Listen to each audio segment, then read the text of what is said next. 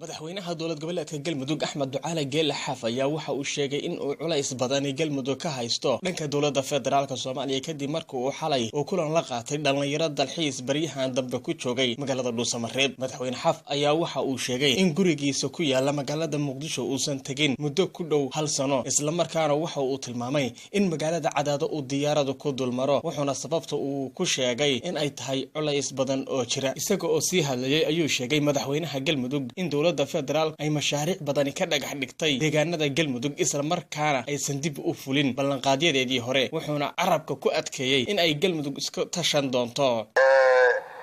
anaga culays badan baan haysto wadabtiin culays kale insha Allah iska caabinayna saan say caabinayna dhalinyarada yaa loo bahay waxa la rabaa dadka naga soo horjeeda wanaagana ma rabaan wallahi inaysan rabin wanaageen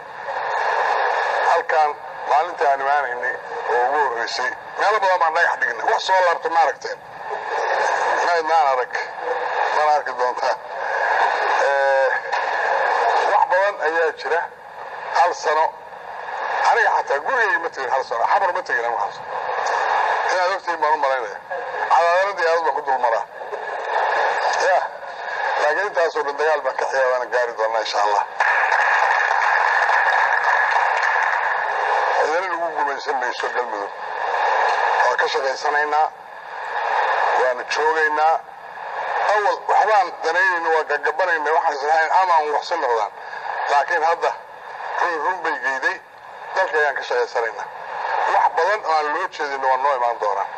khayr badan oo helaynaa warshadaan dhisanaynaa jidadka ayaan dhisanaynaa hadda asbuucan waxaan bilaabaynaa jidka Gudceel iyo Ceeldheer waa bilaabaynaa waana samaynaynaa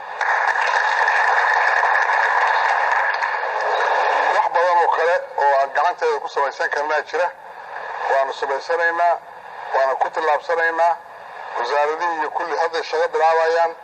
wax walba waa helaynaa insha Allah tacaala difaacana cidina soo weerartana gaashaankaan u daruuraynaa ciidamadii waa dhisaynaa gaalkaaga waa soo dhisnay halkan waa dhisaynaa Cadaado waa dhisaynaa Cawdo waa dhisaynaa meel walba ka hagaajinaynaa insha Allah tacaala dadku shaqay wada helayaan qof waliba mushaar inuu qaato dadka dhalinyarada ama rag iyo dumar ba ahaatee waxaan wax baranay in shaqo helaan man ka shaqeynaa waan heli doonaa insha Allah. Si kastaba madaxweynaha Galmudug ayaa horay u shaaciyay in Galmudug ay xiriirka u jartay dowladda federaalka Soomaaliya, waxaana madaxda sare ee maamulkiisa ka dhaxaloosan khilaaf aad u xooggan.